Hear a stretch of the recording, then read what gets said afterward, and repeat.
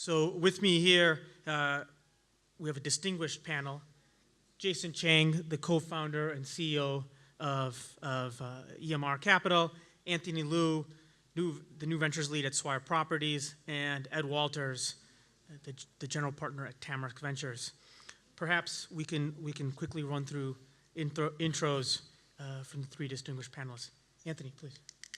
Hi, everyone. Thank you very much. It's a pleasure to be here in a cozy, intimate roundtable setting. Does anyone here not know about Swire Properties? Who here has not heard of Swire Properties? Perfect. So this will be much easier. You are now in a Swire Properties asset, Pacific Place. We are a developer and an operator of primarily commercial mixed-use development. So Pacific Place is a great example. We have a mall, we have an office tower attached, we have hotels here. We do some residential, but the main majority cash cow for us is commercial property, so we mainly do leasing. Our team's job, the new ventures team, is a rather newly established team. It is a tech sourcing team. So what we're going to talk about today is very relevant to us. We look for any sort of technology that can add measurable value to our portfolio. So that can be things like hardware, smart buildings. It can be things like smart materials. It can be things like software. On the analytics side, on the CRM side, on the admin and automation side, on AI and machine learning. It also includes anything in between. So that includes solutions for hospitality, solutions for retail, solutions for human resources even. So we don't just look at property tech as traditionally defined. We also look at any sort of technology solutions that make our lives easier. And we have a fund called an experimentation fund. It's not really an investment fund. It's more of a try new things fund. So what our team does is we have a pre-approved pool of capital where we can go out and just try stuff.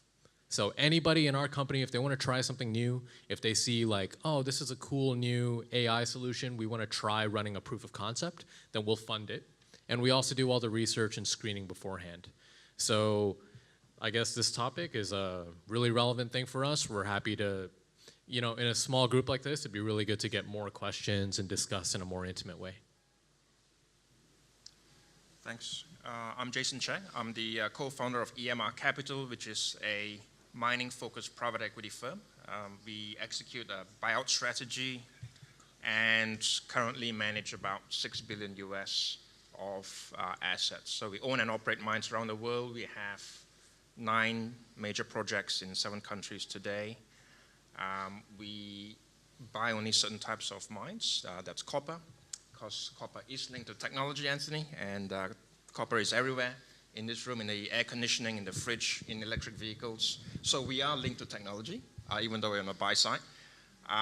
We like gold because everyone loves gold, especially people in this town. So, and gold obviously is very scarce. We also own and operate hard coking coal mines, which is used to make steel because it's correlated to everything in the world. And we buy potash, which is used to make fertilizer because people need to eat. And the only way to grow a country like China is to increase efficiencies in production of agriculture and farming products. We are based in Hong Kong with operations in Melbourne and Cayman Islands. Most of our LPs are United States, so I think we're all in very, very familiar territory. As an owner and operator of mines, technology is very, very key. But I think you don't see a lot of headlines around technology and mining. It's kind of very understated. But technology has an incredible influence around how we can increase value of our assets that we invest in. From mapping and surveys of geology to, which helps us understand where the minerals are, through to mining and processing. So mining and processing is about 60% of the cost of, producing commodity product. So it's very, very central. So within that, if you think about hard rock and gold, and I know I'm speaking slightly foreign language here, but in mining gold, you're really blasting rock to get pieces of material which you then grind and produce gold through a certain process, right? So drilling and blasting is a very big part of the cost of operating a gold mine, for example. So within blasting, there are many ways you can blast something out of the earth. And so within that, technology is very, very key. But it goes far, far, far greater than that. So BHP and Rio Tinto, you talk about driverless vehicles. Now, a lot of their vehicles are driverless, right? So on average, if you have a driverless vehicle, they operate materially more efficient than human beings, right? Because they learn, all this artificial intelligence learn the route where the truck goes from the quarry through to the plant. They learn exactly where the bumps are on the road, and they calibrates each time. So trucks become far more efficient with each trip. And you can imagine hauling and transportation is a very, very key part of any sort of mineral production. So anyway, I'll stop there for a minute, but just to say, very, very key part of our world, but very much understated. Thank you.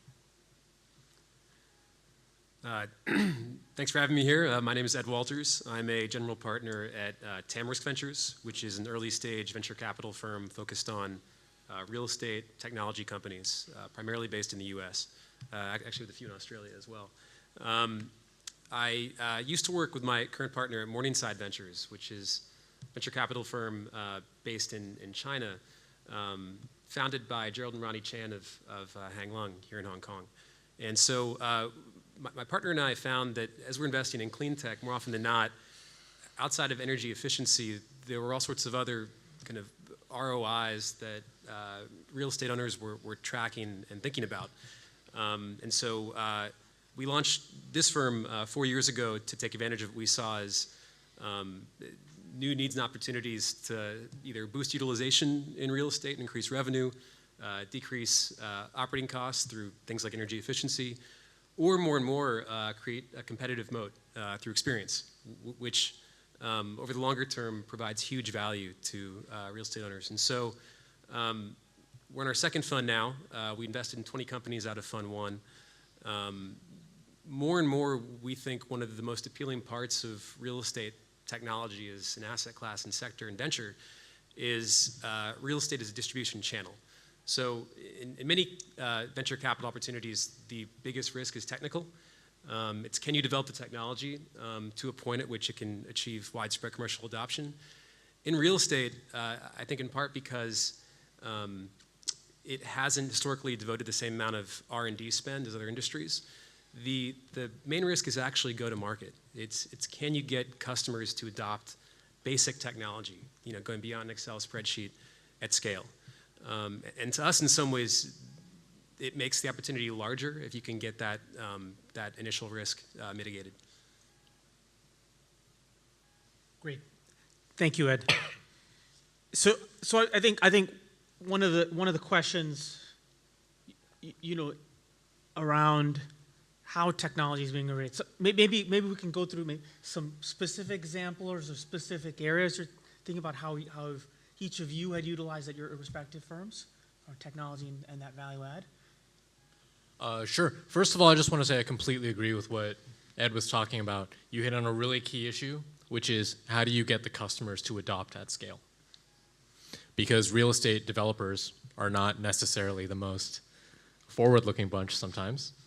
Many of those companies are very large, very traditional, very conservative. So how do you get real estate developers or landlords to, first of all, try something on a small scale and then adopt it in a bigger way? The challenge is not the tech itself, the challenge is internal. As a good example for us, you were asking for measurable value of technology. One of the biggest success stories for us is us trying construction software. So normally when you have a big construction site, for many, many, many decades, all of your documentation, all of your plans are huge stacks of paper hard copies. This is something that we've had the technology to change for many years, but nobody did it because we didn't really have to.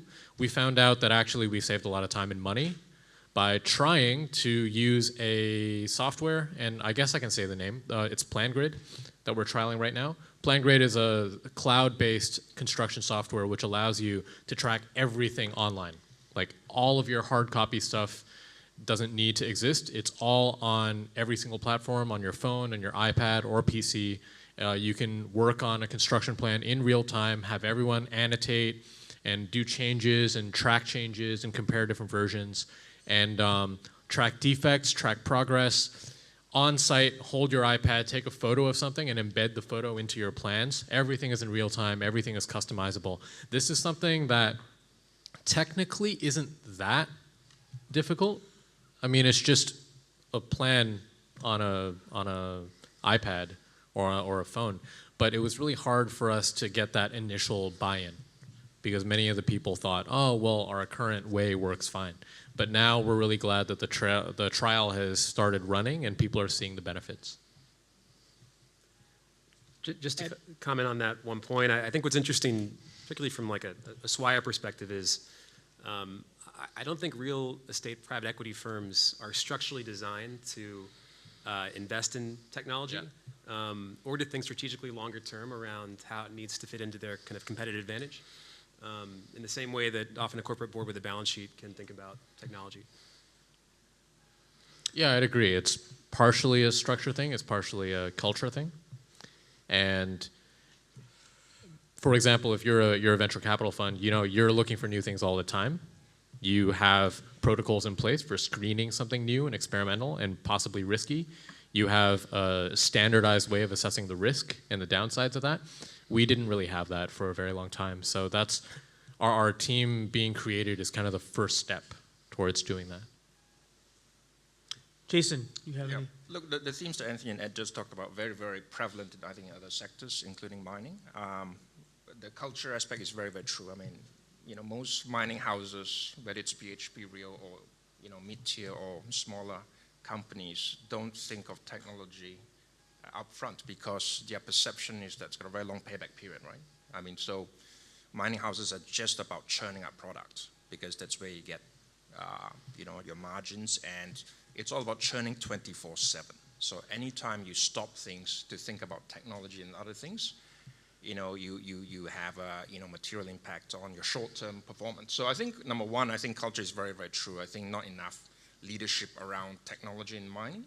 And as a buyer, we do think about it, but as a GP, all we are focused on, I should say, the main part of focus on is getting our, you know, target returns within 3 to 5 years, right? And there's many very low-hanging fruits, and technology quite often doesn't sit in the, you know, the lowest hanging fruit. So it's something that we need to focus upon as well. But I think, as I mentioned, there are many, many examples how technology can improve returns. It's something that all of us, including EMR, you know, is trying to focus on. And something from my side, I'll put a couple of data points. So most recently, I served as global head of principal investments and new markets, international markets for E.ON, one of the world's largest utilities. And we had also built the largest corporate venture portfolio of any utility in the world. And when you look at the performance and the growth of because we were at one point vertically integrated, that was commodities, you know, we owned our own uranium mines, coal mines, et cetera. We had an E&P business to transfer those commodities, power generation, you name it, end-to-end to customer delivery. And, you know, one of the key elements of E.ON going through transition in Europe was we had 70% of our shareholder base was Western European, forcing us to divest rather abruptly from fossil fuels and shifting to the customer side and renewables and all that good stuff. And now they're selling all the renewables as well, just given where the market's going. But when we reflect back at how that portfolio looks and the deployment, because we were strategic investors of trying to put these two, you know, you have hard asset industries, heavily regulated, in many cases. You have technology, which is just technology we'd never touch. The two are like water and oil, no pun intended.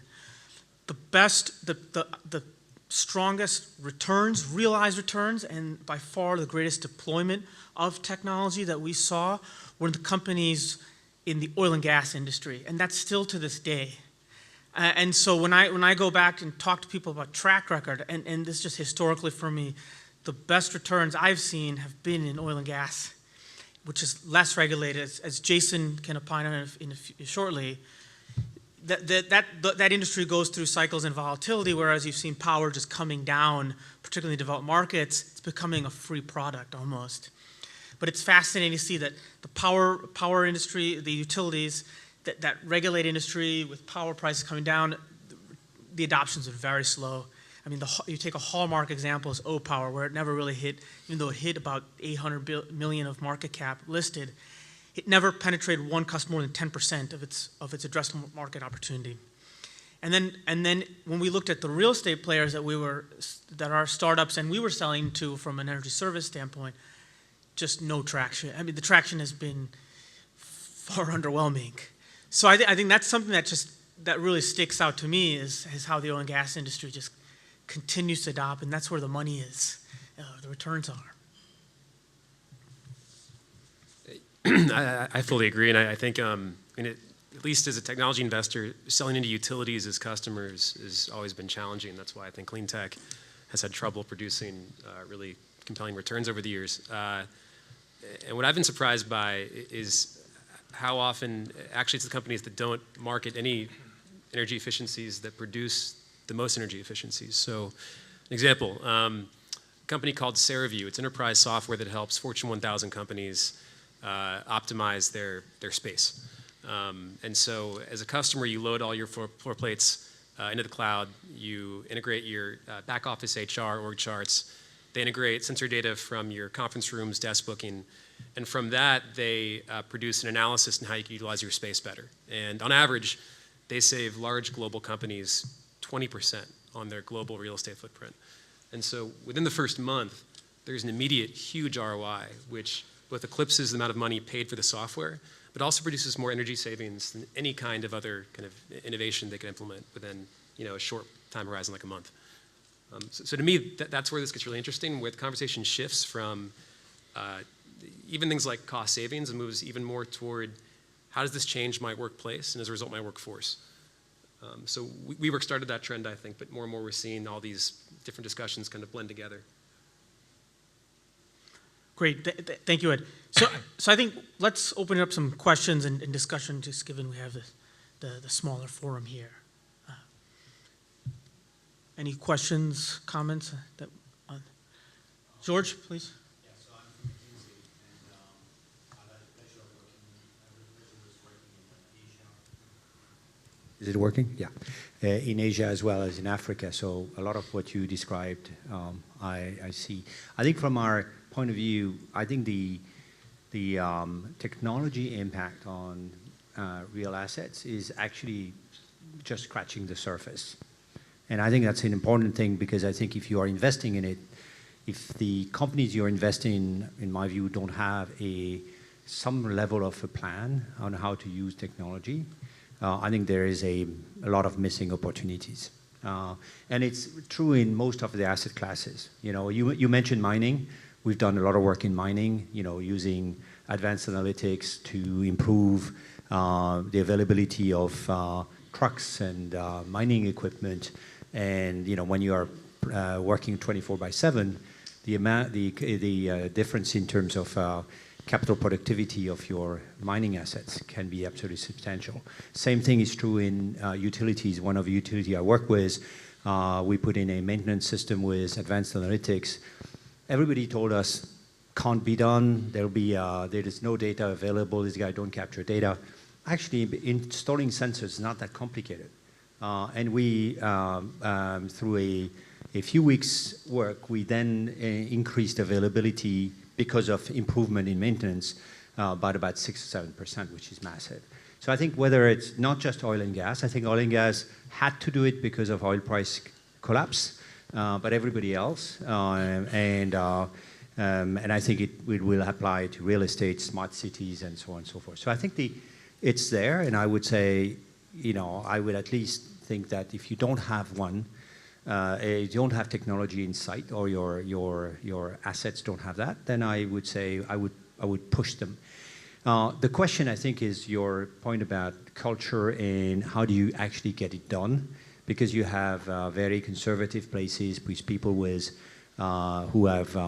don't have that, have never been trained, are not the tech people, and therefore you probably need to push them in order to get some of that.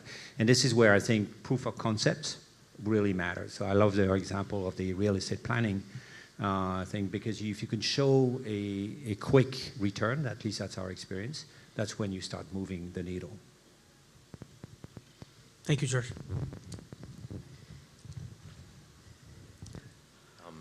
Yeah, I'm Richard Tao from Family Office. Ed, we know each other quite well. One of the things that we invested in is co-work space. What's the impact, do you think? Because it seems to be more of a structural versus a tech phenomenon. Things are really changing. And then it's good old economics versus trendiness. So, you know, the goalposts keep moving. So I just wanted to hear what your thoughts are on co-work. I think from a landlord's point of view, the impact will definitely be big. You're right, it's a structural thing more than a tech thing. Exactly how much impact will there be? We're still measuring that. So for now, we're kind of hedging. We're doing several things in the co-working space to hedge and see how it might impact us. So the first thing we did is we opened our own. It's called Blueprint. It's in Quarry Bay. Go online and check it out. It's pretty cool.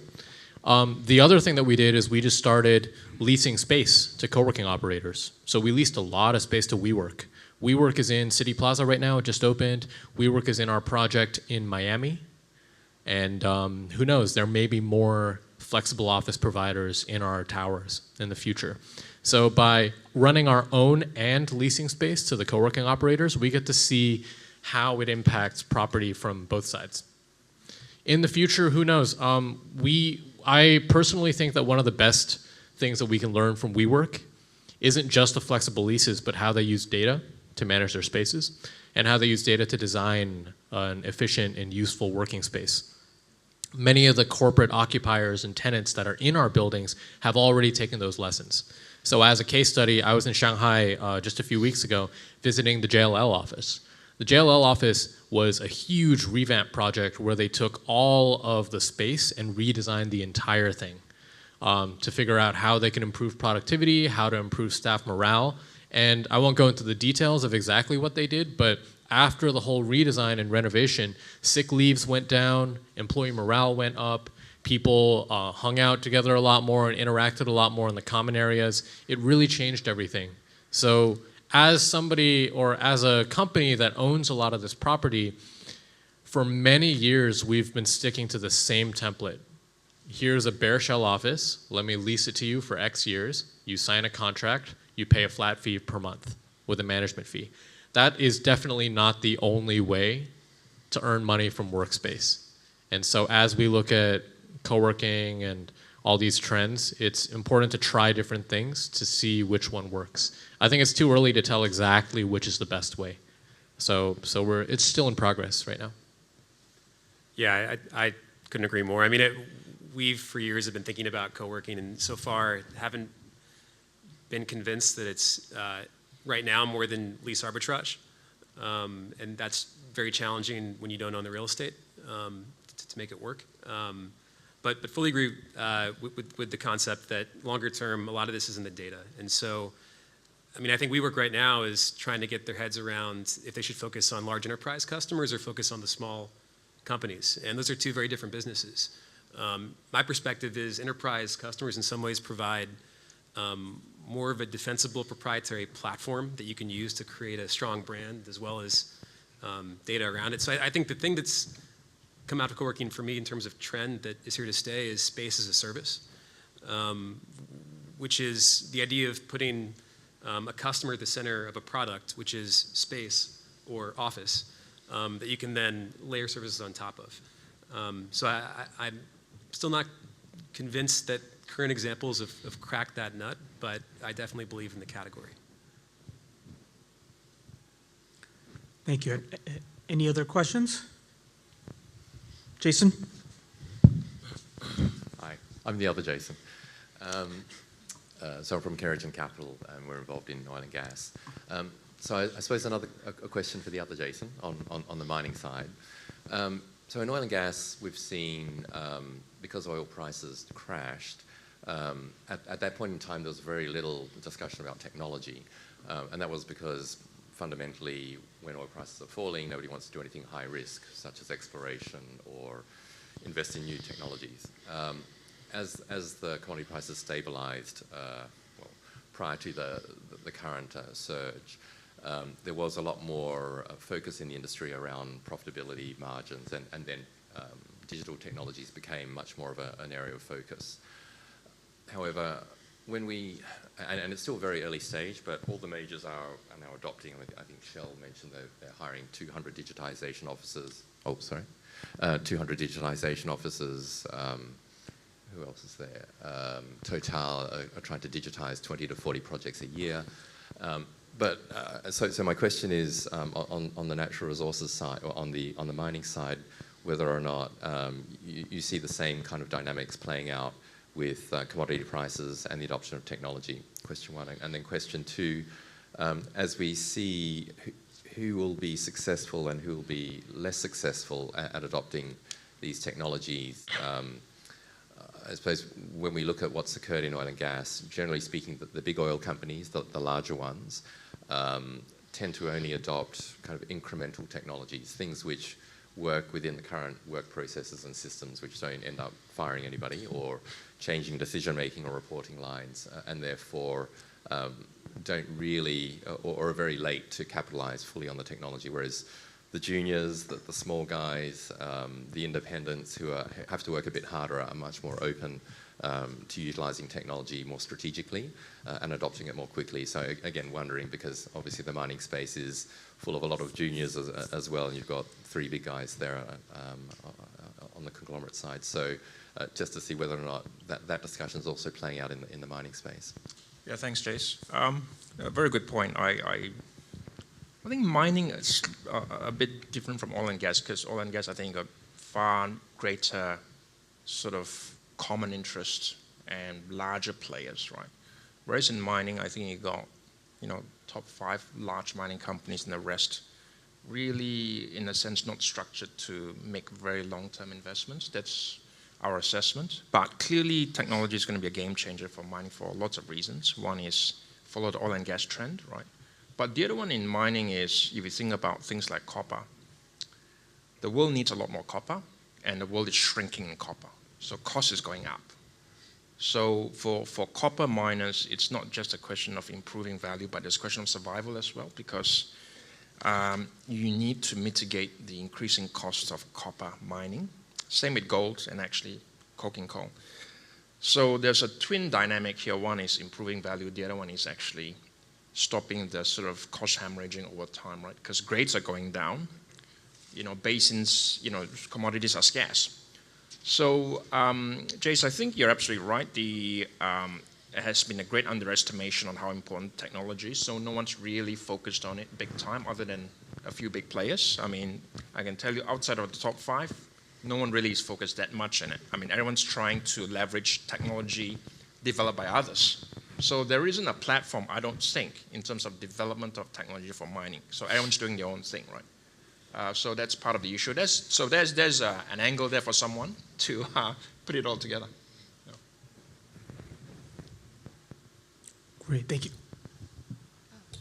So climate change is obviously becoming a bigger and bigger topic, and then we just went through one of the biggest typhoons in recent years.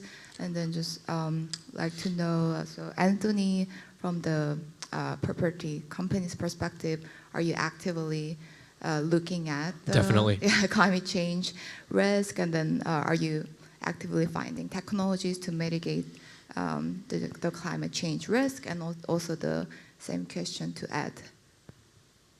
Absolutely, yes. So sustainability is one of our core, it's not a separate thing, it's a core part of our company's strategy. We have, and you can Google this, it's called SD 2030. We have a plan, a strategy for the entire Swire Properties that aims to make Swire Properties the leader in 5 categories by 2030. and you can do some Googling online. But basically those 5 categories are things like partnerships and people and economic performance and environmental performance. Basically a very, very broad look at sustainability that doesn't just look at the climate change and energy part, but also all parts of sustainability to make sure that we can be a sustainable business by 2030, or we are now, but to be a global leader in that category. So it also looks at things like financial performance, gearing ratio, how we work with our investors, how we work with other partners. It's a very, very broad look at sustainability.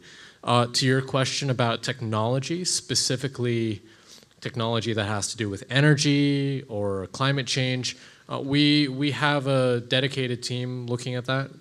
They've been working on it for a very long time, especially in areas like wellness, air quality, light quality, noise quality, water quality. It's very much in progress. Our team, because we're rather new and we look more at experimental solutions, we're a supplement to that. The short answer is no. We're looking for investments that can maximize returns commensurate with taking on venture risk. Often our investments do have an environmental impact or component baked into them, like the one I just mentioned. But we found the best way to persuade asset owners to think about technology is to point to essentially a clear ROI in the short term. So, money right now. And if a byproduct of that is, asset efficiency, great. And I'll chime in, having managed a fund called the Global Clean Tech Capital prior to Xeon, which was the largest fund of 2011 vintage. It is you have to really, the sustainability element, the climate change element should be a positive consequence and not the primary driver. Because if you ask CalPERS and Capital Dynamics on their clean tech sustainability fund, the returns are quite poor, and that's kind of the benchmark.